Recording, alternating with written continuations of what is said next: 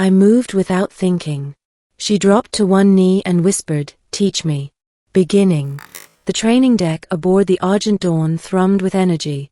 Thin blue lines of magnetic stabilizers glowed underfoot, keeping the artificial gravity in perfect balance despite the warship's orbit around a fractured moon. Dozens of cadets, humans, hybrids, and a scattering of alien allies, were paired off, sparring with practice weapons that shimmered with safety dampeners. I stood at the edge of the floor, arms folded, watching their footwork. Years of battle had burned reflex into me, reflex I hadn't chosen to acquire but had bled for. Once I had been a soldier, then a survivor, then, reluctantly, a teacher. A sharp metallic clang drew my gaze. One of the cadets, an alien girl with feathers running along the curve of her arms and obsidian black eyes, had overextended her strike. She stumbled, caught off balance, and her sparring partner, a human boy, exploited it. His practice blade swept upward in a killing arc. I moved without thinking. In a blur, my hand shot forward, twisting the boy's wrist, redirecting the strike past her neck. My foot slid behind his ankle, dropping him flat on his back. The floor shuddered from the impact, his weapon clattering out of reach. The deck went silent. Every pair of eyes followed me, their drills forgotten.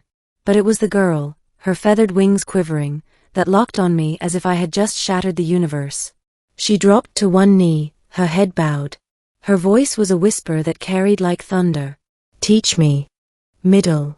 Her name was Kaylin, though most called her Skyborn. She belonged to a race known as the Clithery, avian-descended beings who had only recently joined the fragile human-led coalition. Their kind were swift and cunning in the air, but their traditions leaned toward ritual and ceremony, not battlefield pragmatism. When she asked again, later that evening, I almost refused. Teaching one alien girl was different from drilling an entire class. She wasn't asking for lectures on stances. She wanted what I carried, instinct, the kind forged when survival was the only rule. "Why me?" I asked as we sat in the observation ring. Beyond the viewport stretched the endless dark of space, punctured by distant stars. "Because when you moved," she said, "I saw no thought. No hesitation. You did not fight to win, you fought to protect. My people, we've trained in ceremonies for centuries, but we don't know how to survive war. Not like you." I sipped from a metal flask, letting the silence stretch. "Survival isn't something I can gift you. It's earned. Usually the hard way." "Then let me earn it," she said, her eyes burning with something more than determination, something like desperation. So I agreed. The days that followed were grueling. We trained in the auxiliary bay, where cargo crates served as cover and the low-gravity settings tested balance. I forced her into repetition until her muscles burned: duck, roll, strike, retreat. She failed often, her feathers damp with sweat, her movements clumsy. But every failure was met not with complaint, but with her quiet whisper, again. It wasn't just combat. I taught her how to listen, how to read an opponent's breath, how to feel the subtle shift of momentum before a strike. We sparred until my arms ached, until her knees buckled, until the only sound in the bay was ragged breathing. One night, after a particularly brutal session where I disarmed her 20 times in a row, she sat on the floor, clutching her training staff. "I don't belong here," she muttered. "The others, they see me as fragile, decorative, a token ally." "Then prove them wrong," I said. Her feathers bristled. "And if I can't? Then you'll die. Or worse, someone you care about will." My tone was harsh, but truth often is. Her gaze hardened, and she stood.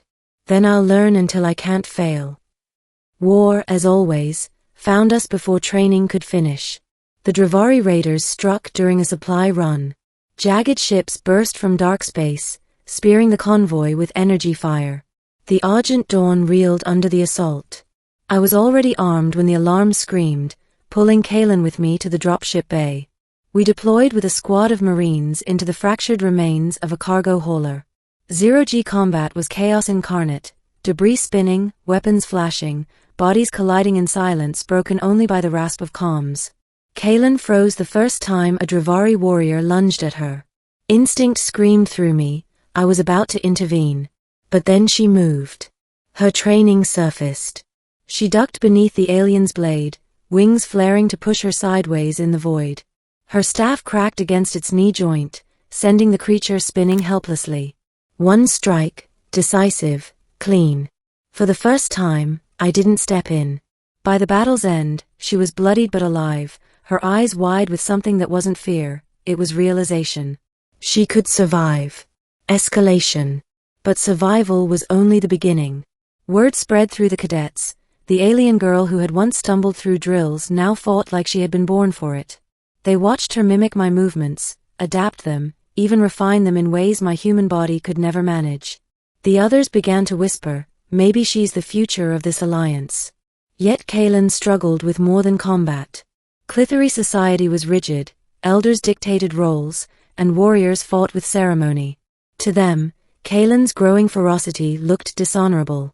Rumors trickled back from her people. She was abandoning tradition, becoming corrupted by human brutality.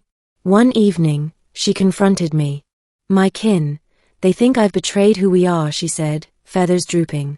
They say to fight without ritual is to be nothing but a beast. I leaned against the bulkhead, arms crossed. And what do you believe? Her silence stretched.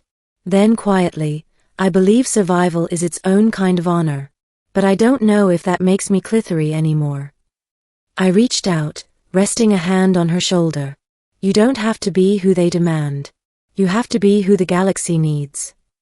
Her eyes searched mine, and for a fleeting moment, the warrior mask cracked. She wasn't just my student anymore, she was something greater, something I had unknowingly shaped. The galaxy didn't give her long to question. Months later, during the siege of Veridan's Belt, the Coalition fleet fractured under the Dravari's relentless assault. Entire wings of ships burned. Communications failed. Amidst the chaos, the Argent Dawn was boarded. The corridors became killing grounds. I fought at Kaylin's side, our blades flashing in synchrony. She moved with me, not behind, not in my shadow but beside. For every strike I deflected, she countered with precision. For every stumble I nearly made, she steadied me with wings and hands. Then came the moment that seared itself into me forever. A Dravari warlord towered before us, armored in plates that shimmered with energy. His weapon cleaved through marines like paper. When his strike came for me, I was too slow, too human. But Kaylin wasn't. She lunged, intercepting the blow with her staff. The force shattered it, splintering the weapon, but her body absorbed the impact. She crumpled, feathers scattering like snow. I roared, driving my blade into the warlord's throat. He fell, but my victory felt hollow as I dropped to Kaylin's side. Her breaths were shallow. Blood seeped where no feathers grew. She reached for me, fingers trembling. I moved without thinking, she whispered, echoing the words that had begun it all. Just like you. My throat closed. Stay with me. Don't you dare. Her hand gripped mine, weak but steady. If I survive, then teach me more. Teach me everything. Until I can teach others. Ending. Kaylin lived. Barely. Weeks in the medbay rebuilt her bones, knit her torn flesh. She emerged scarred, but fiercer than before. And she kept her word. Training with her became training with dozens, then hundreds.